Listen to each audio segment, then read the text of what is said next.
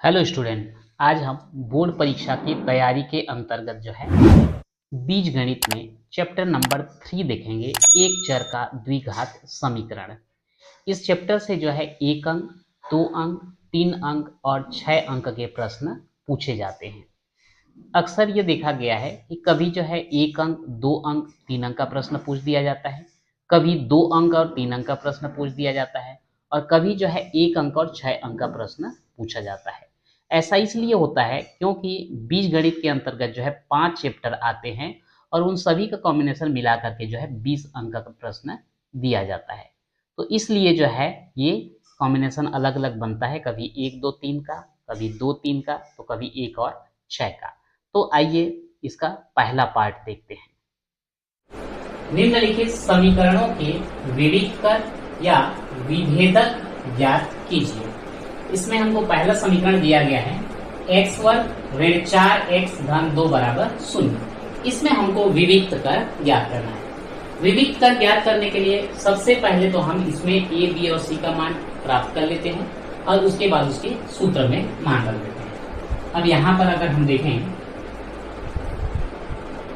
इस समीकरण की तुलना ax वर्ग धन bx धन c बराबर 0 से करने पर यदि हम तुलना करेंगे तो x वर्ग का गुणांक क्या कहलाता है? a, और यहाँ x वर्ग का गुणांक कितना है? 1। तो यहाँ पर a बराबर कितना मिल जाएगा हमको? 1। x का गुणांक b है और यहाँ x का गुणांक ऋण 4 है, तो b का मान कितना? ऋण 4। और अचर पद c है और यहाँ पर अचर पद 2 है, तो c बराबर क्या लिख देंगे? 2। तो ये हमको a, b और c जो है प्राप्त हो गया। अब यहाँ पर हम विभेदक या विविक्त कर जिसको बोलते हैं अगर ज्ञात करें तो इसका फार्मूला होता है d equal b square minus 4ac। अब यहाँ पर हम मान रख देंगे, b कितना है? -4, तो -4 का स्क्वायर, -4 इंटू a यानी कि 1 और c मतलब कितना है? 2। ऋण 4 का वर्ग अगर हम करेंगे तो 4 का वर्ग 4 चौक 16, ऋण ऋण का धन, ऋण 4 एकम 4 और 4 दूनी 8।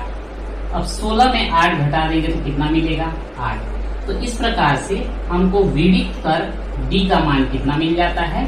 8। और यही जो है आंसर है। दूसरा क्वेश्चन इसमें दिया गया है x minus 1 into 2x minus 1 equal 0।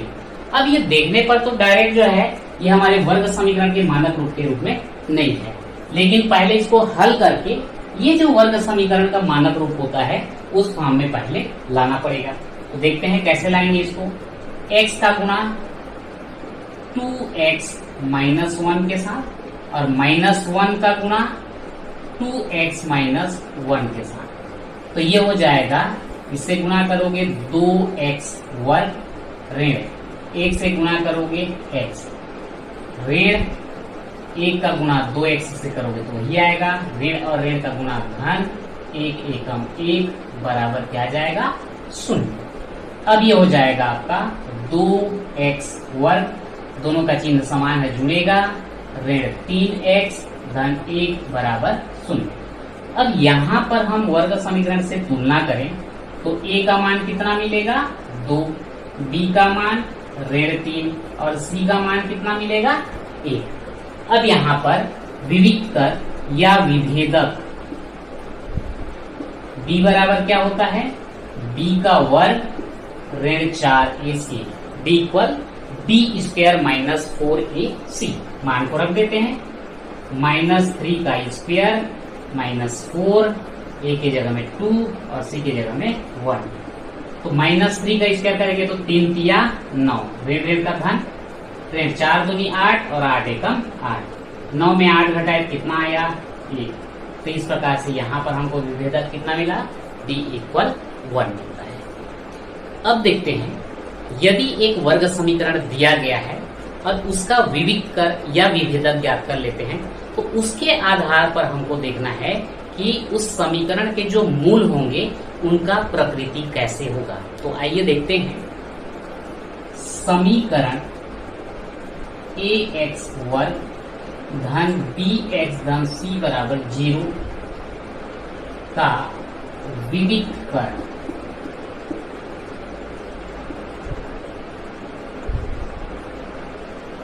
b equal B square minus 4ac, ये हमको पता है। इसके आधार पर अगर हम मूलों की प्रकृति देखें, मूलों की प्रकृति मतलब x का जो मान आता है वो कैसा होगा, तो पहला कंडीशन है यदि b ग्रेटर देन 0, अगर ये b का मान निकालते हैं और यदि ये शून्य से बड़ा होता है, शून्य से बड़ा कब होगा, जब ये धनात्मक मिलेगा। तो यदि b ग्रेटर देन 0 होता है तो इस कंडीशन में जो है मूल वास्तविक व अलग अलग होंगे। अलग अलग होंगे का क्या मतलब, जैसे समीकरण को हल करते हैं तो समीकरण के हमको दो मान मिलते हैं जिसको हम बोलते हैं समीकरण के मूल। यदि b का मान जो है शून्य से बड़ा हो यानी कि धनात्मक हो तो इस कंडीशन में जो x के दो मान मिलेंगे वो दोनों के मान जो है अलग अलग होंगे। ठीक, अगर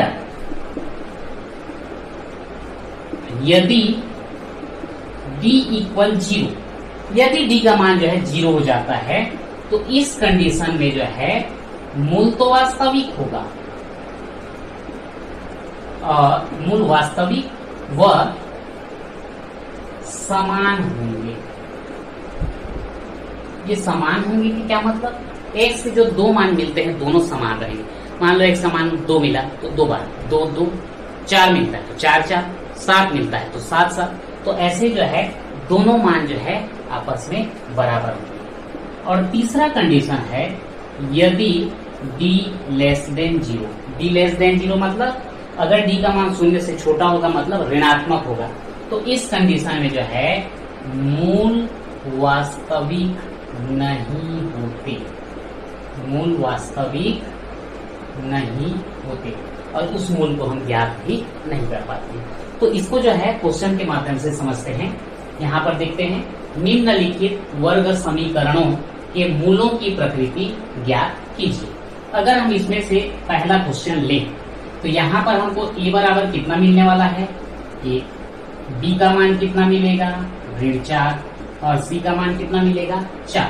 तो d बराबर क्या होगा b वर्ग ऋण 4ac, मान को रखो d का मान कितना ऋण 4, तो ऋण 4 का वर्ग ऋण 4 a का मान 1 c का मान 4, ऋण 4 का वर्ग किए हैं तो 4 का वर्ग 4 4 16, ऋण ऋण का धन ऋण 4 एकम 4 और 4 4 16।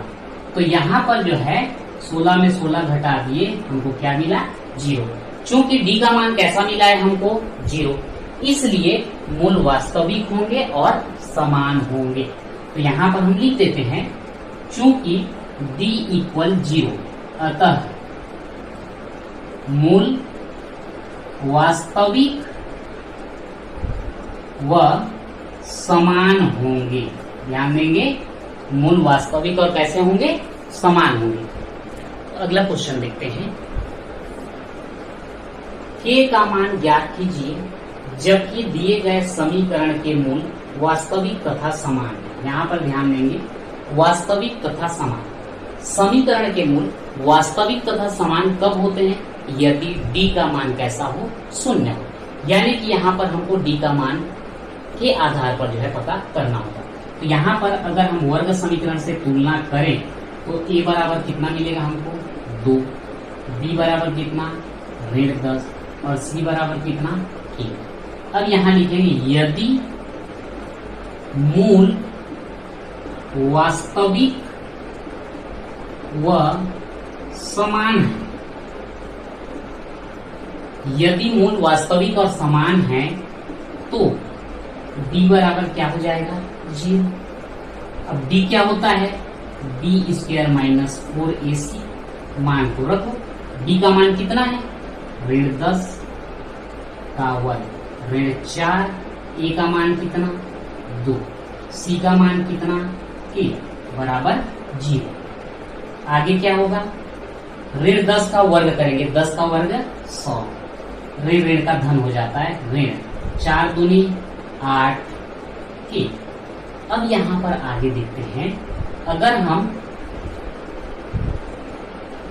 ऋण 8 के को इधर लेफ्ट साइड हम दें और इसको राइट साइड ले जाएंगे तो ये क्या हो जाएगा, ऋण 100 के बराबर ऋण 100 बटे ऋण 8। अब इसको कटाएंगे तो क्या होगा, 4 दूनी 8 और ये 4 दूनी 8, 2 बचा 20 हुआ, 4 पंचे 20, तो के बराबर ऋण और ऋण का धन और बच गया 25 बटे 2 और यही जो है के का मान हो जाता है। ठीक, ठीक इसी प्रकार से अगर हम 5वां नंबर का क्वेश्चन लें, ए का मान क्या होगा के, बी का मान 4, सी का मान 1, यदि मूल वास्तविक तथा समान हो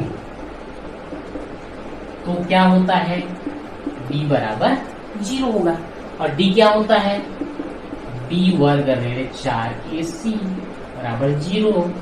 b का मान 4 का वर्ग ऋण 4, a का मान कितना 1, c का मान कितना 1 बराबर 0, 4 का वर्ग 4 चौक 16, ऋण 4 एकम 4 के बराबर 0, तो ऋण 4 के इसको उधर ले जाओ तो ऋण 16 या के बराबर ऋण 16 बटे ऋण 4, ऋण ऋण का धन 4 एकम 4 और 4 चौक 16, तो के का मान कितना आ जाता है 4। ये रहा हमारा अगला क्वेश्चन।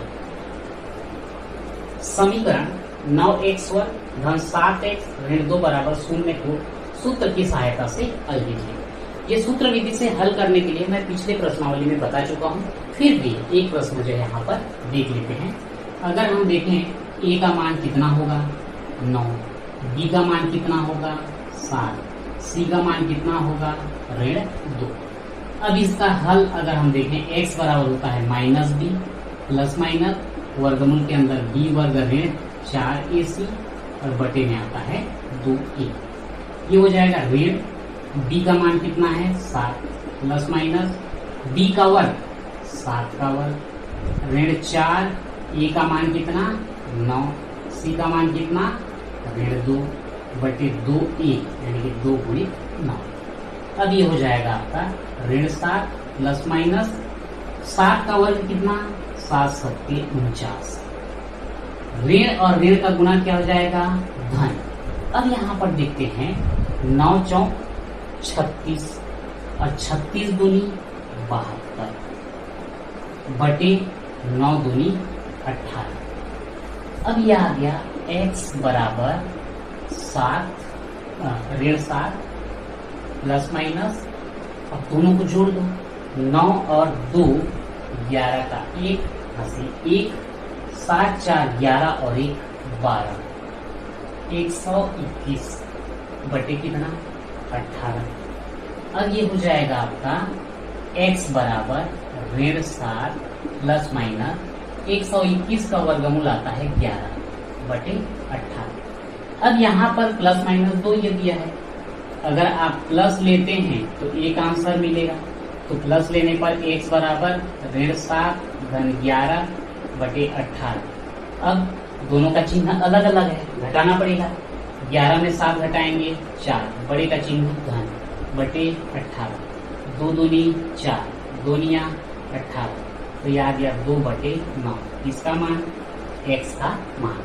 अगर ऋण लेते हैं तो ऋण लेने पर क्या होगा, x बराबर ऋण 7 ऋण 11 बटे 18, 11 और 7 18, चिन्ह ऋण बटे 18, 18 एकम 18 एकम कितना आया ऋण की। इस प्रकार से हमको x का मान क्या मिला 2 बटे 9 और ऋण 1, ये हो गया।